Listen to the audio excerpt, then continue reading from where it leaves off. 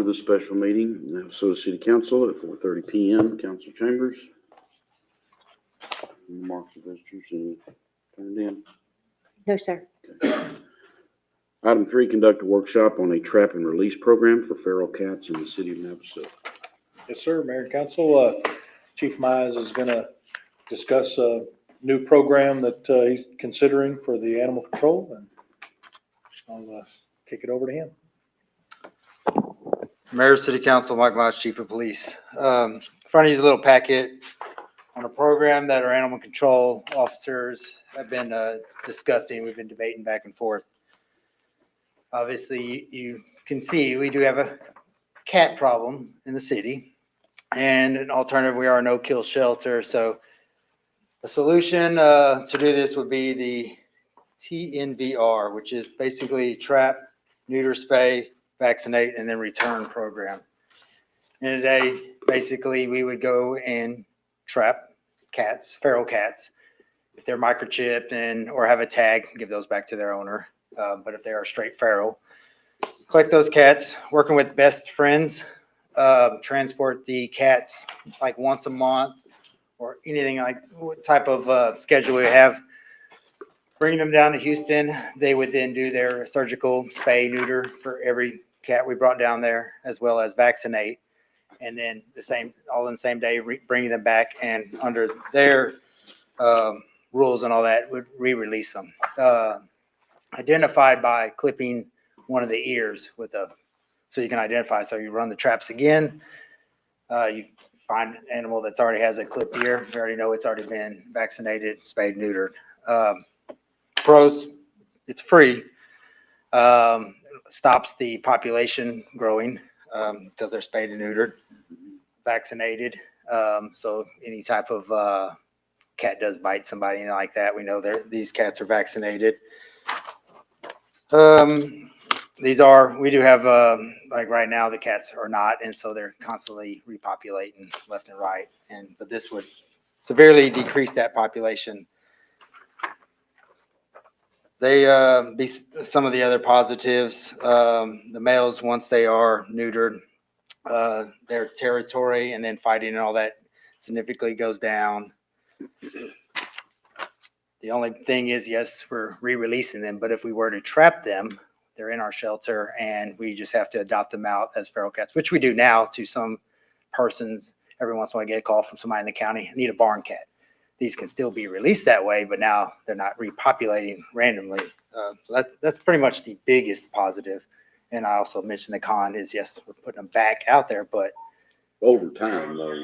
over time it will start decreasing, and it should do that. The packet that I got you was from the best friends on their website about the program. At the end, it does have a lot of cities and counties that are participating in this already. The cost would basically be, yes, us trapping, the time to trap, a couple of traps, and then the time the AC officer has to drive down there, sit with them while they're doing the surgeries, and then drive back. We have to pay for the surgery. No, sir. Okay. The only cost would be our time trapping, our time driving, and our time driving back. The surgeries are done by their professional veterinary students and so forth at Best Friends. And our officers are the ones that kind of really looked into this, and, We looked they into it, obviously are willing to. and since we have been with Best Friends for several years, talking to them, the ACOs went down there and spoke with them in person, and then forwarded us to their website, and then that's why I read and copy and pasted a lot of the pros and the cons on there, just to go back and forth on this program.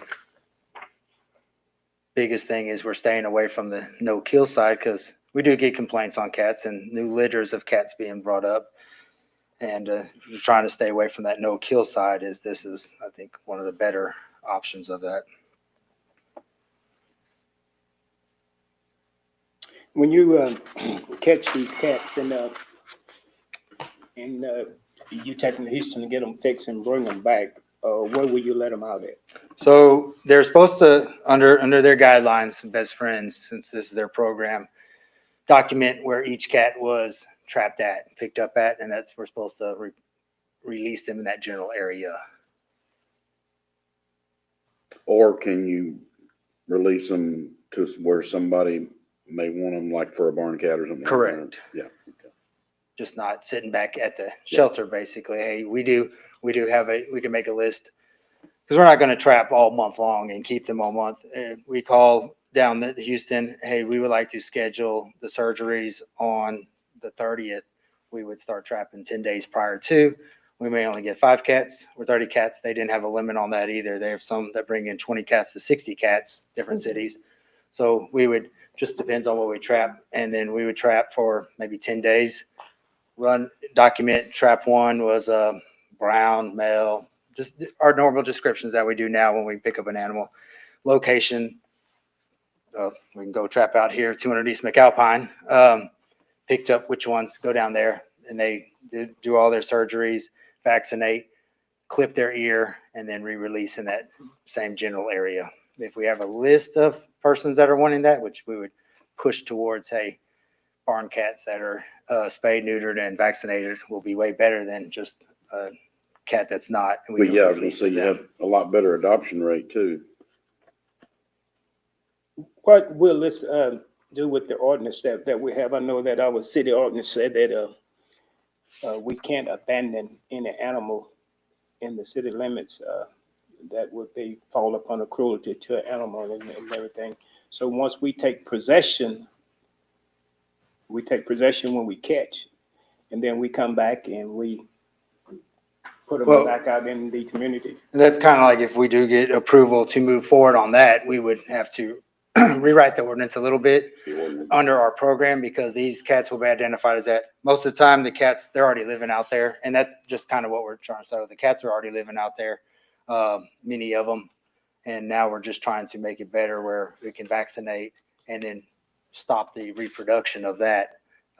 So this is what the workshop is for us to I guess, consider changing the ordinance. Well, first is this program good for the city of Navasota and us? And if you say yes, then that's the first step. Then after that, I relook at the ordinance, because yes, we would have to adapt the ordinance to this new program. I'd imagine one of these other cities could probably share their ordinance, maybe.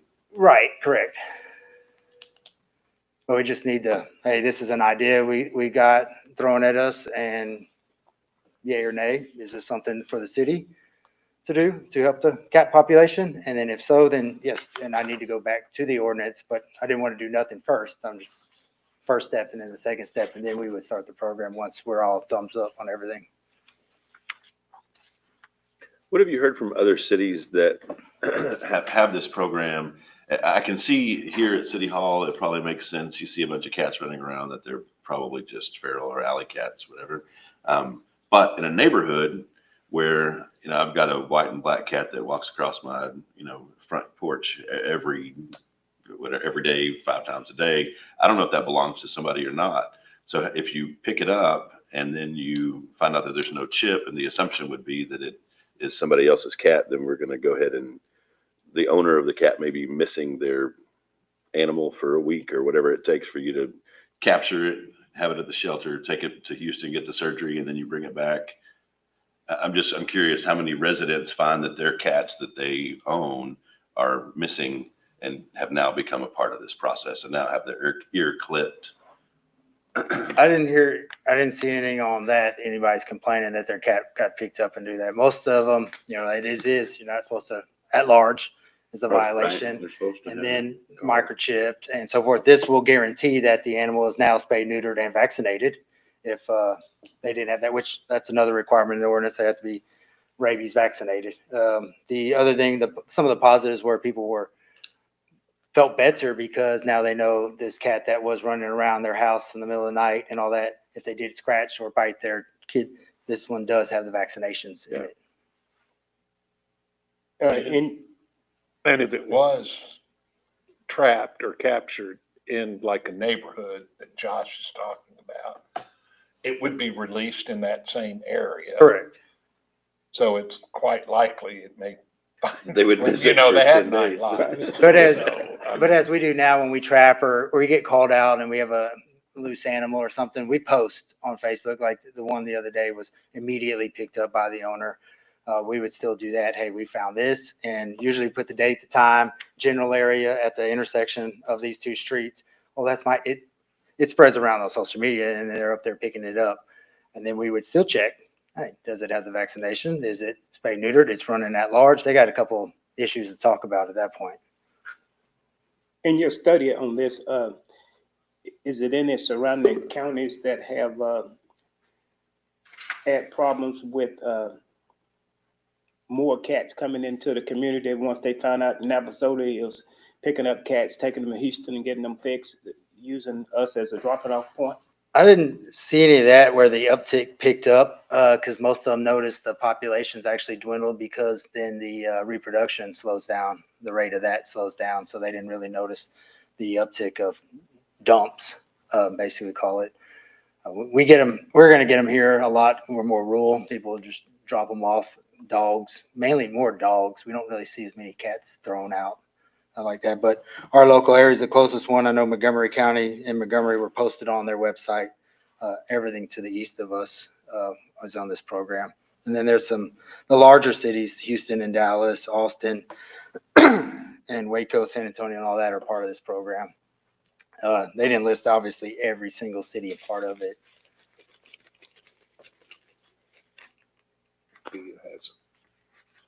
Go ahead, Dean. Well, wait a minute. Oh, I'm sorry. I guess if we're gonna have, this is a workshop for council, but if you want to say something, you need to come to the mic and identify yourself and give your address, please.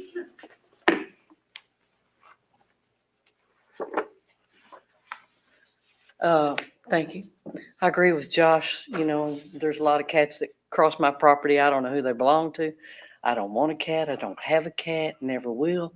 But I sure enjoy that they, get my mice and my snakes. And, so I do like that. But my question, I guess, becomes, you're talking about a program over in Houston, Chief. So, that's a good hour, probably hour and a half to get there, then sit and wait while these surgeries take place, and then another hour and a half or so to drive back from Houston on a good day. What about A&M? They have one of the largest, most prominent veterinary medicine schools in the entire country. Do they have any options like this? So that's my question. Thank you. Well, no. A&M does have a program, but getting the schedule, this one's a dedicated strictly to this program. We can call them up next week and say, we're bringing 20 cats in. We've brought A&M down after request maybe twice in the last couple of years to do a spay neuter program. And then if we did spay neuters locally, it's between $60 and $120 per animal.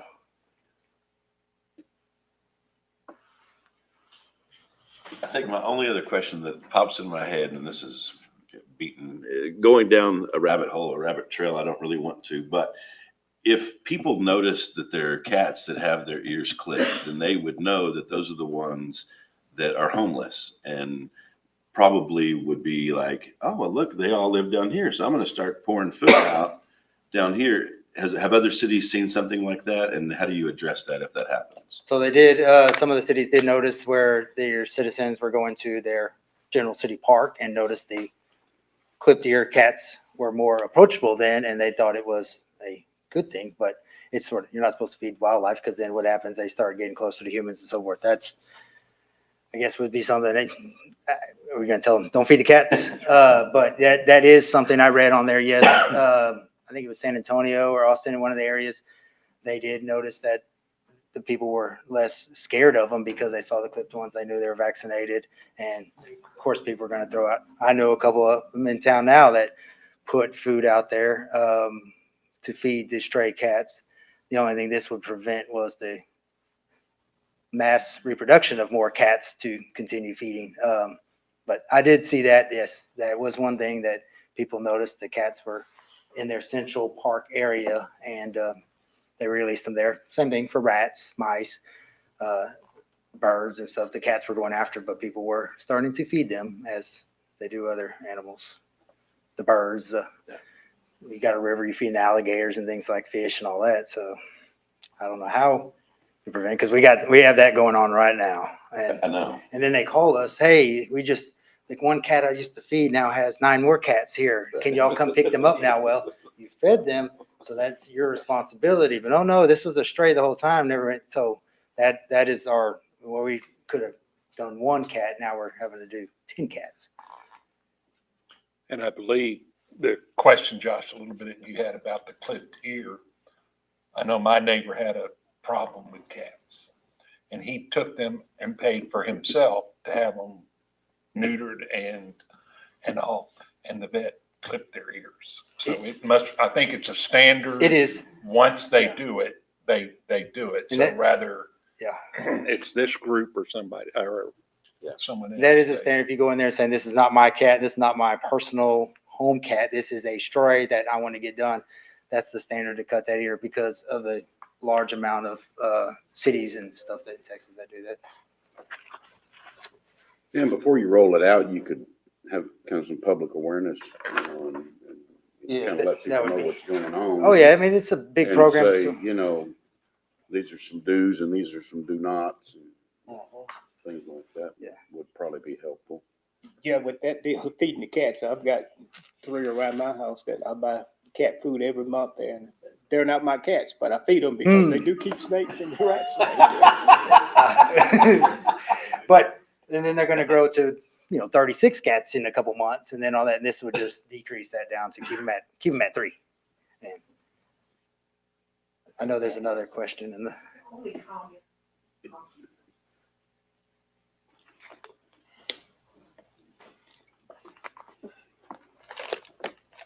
Pat Gruner, 721 Johnson. I've trapped cats for 10 years and I just take them and get them fixed.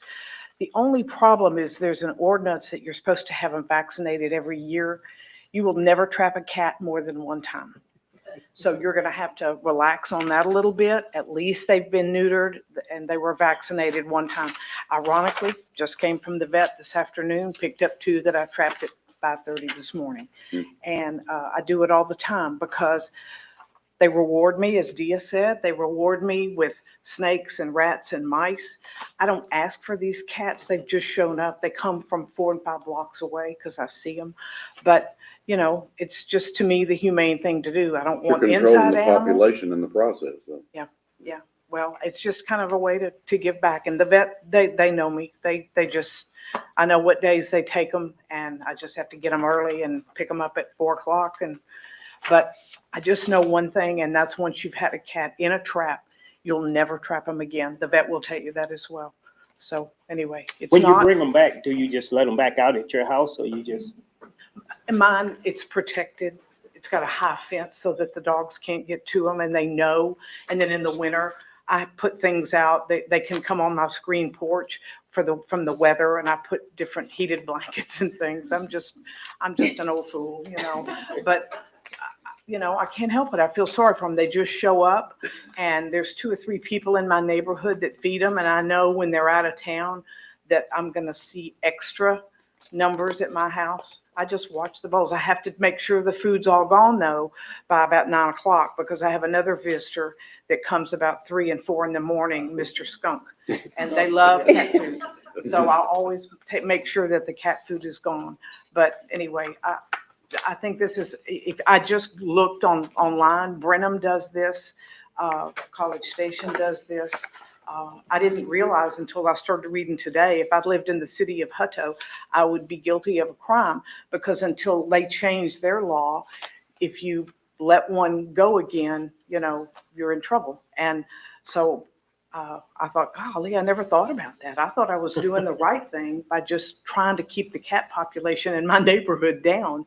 And but anyway, I just wanted to add, once you get them vaccinated 1 time, they always clip the ear where I go. That helps animal control when they're looking at them through field glasses. If they see that notched ear from far away, they don't waste their time. They can go after the other ones. And so anyway, I'm not an expert on it. I can just tell you from my experience, there is a huge overpopulation problem of cats in this city. They're everywhere. It's just sad, but you just do what you can, where you can, with what you can. And anyway, that's all I wanted to say.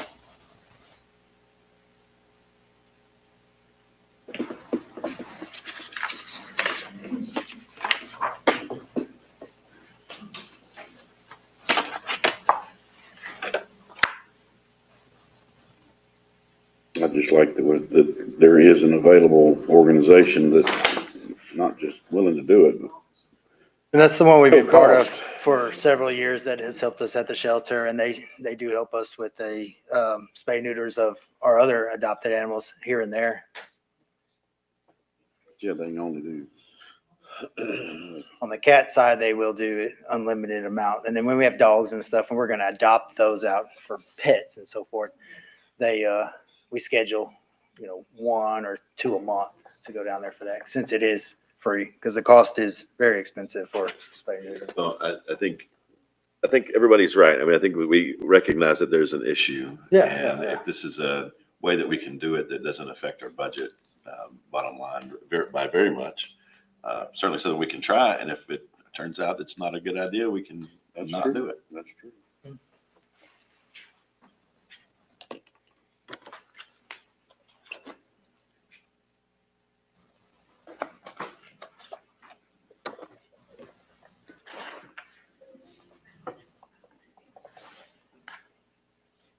So our suggestion, Mayor and Council, would be not hearing any negative or significant concerns about it. We'll work with legal counsel on any amendment that might be necessary to our current ordinances. And we will either bring that back at a future meeting, or we will convey, if legal counsel says there's not a change needed for some reason, then we will make sure we communicate that. And then we'll work on the logistics of putting the program in place and getting publicity out and working from there. One quick question here. Which ear is clipped? This is a right or left ear? I just kind of want to know is, Yeah, I think it's a Left left ear? ear. Right. okay. And just watching cats, I want to just Yeah, no. see which side. I said, there's a couple in town already like that, but it's, they, about a quarter of it, it's on the left ear. No. Yeah. They are yours. I just want to know, are cats that smart that they won't get trapped a second time? Oh, yeah. Yeah, they're, Really?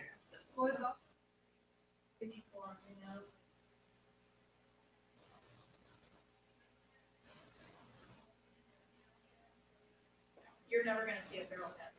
It'll be from a very far distance. they're growing, I mean, street smarts. And I know that. we've been in this metal thing before. We know what happens. No, Yeah, we're not going back yeah. in that metal thing again. And so, They already have 9 lives, so. Smart. Sounds like a good idea to me.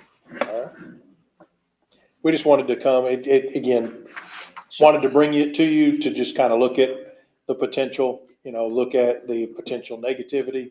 There are some communities where there are residents that speak out against a program like this because they feel like once you trap them, let's get rid of them. The reality is there's very few options for us that would be getting rid of them that don't involve killing them. And so if we want to continue down the path that we have for ourselves, then seems like a good option for us.